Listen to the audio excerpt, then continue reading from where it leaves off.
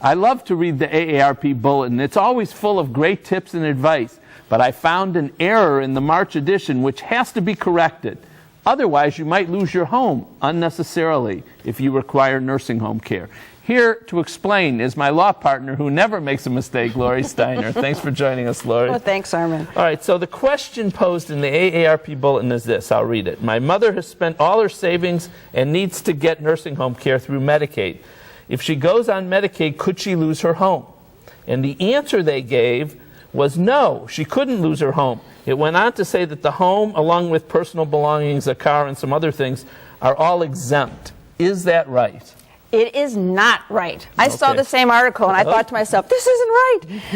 The home is exempt for a married couple if one spouse remains living in it. But if you're single, widowed, divorced, never married, the house is not protected. All right, so what happens for a single person typically? Well, generally you have to liquidate all your assets down to about $1,500. That's the most you can have. And if you go to the nursing home, you can get Medicaid to help pay for the bills, but you have to put your home on the market. You have to get it sold, make a good faith effort to sell it.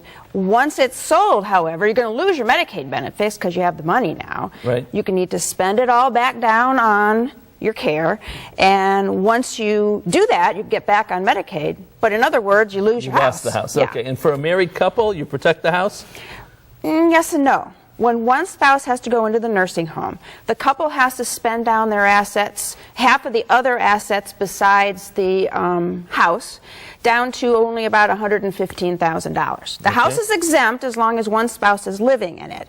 It doesn't have to be sold at that point, but that's not the end of the story. All right, so let's go to Paul Harvey. What's the rest of the story? The rest of the story. The state's keeping track of the Medicaid they pay out for that nursing home spouse. So when the spouse who is surviving and living in the house dies and the house is sold, the state's going to come back after that money and want to be reimbursed for all these benefits that they paid out for the old spouse along the way. So you don't keep the house anyhow. No, the house isn't protected even for a married couple. So our viewers want to know, is there a way to protect the house? Fortunately, yes, depending upon the circumstances. There are a number of ways that the law will allow the house to be protected. For example, maybe the house has to be transferred to children, or maybe it has to be put into a very specialized irrevocable Medicaid trust. All right, so there are things people can do in the right circumstances. Not everybody, but many people. Many people, but you have to plan ahead. You have to take affirmative action. You have to do something, that's right. Okay, Lori, thank you. As always, great advice.